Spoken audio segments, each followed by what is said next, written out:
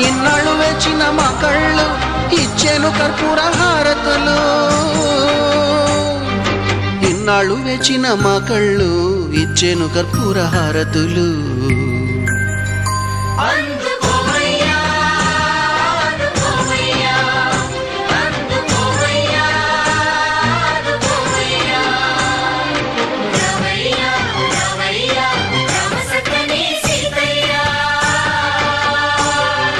రావయ్యా రావయ్యా రామ సక్కని సీతయ్య.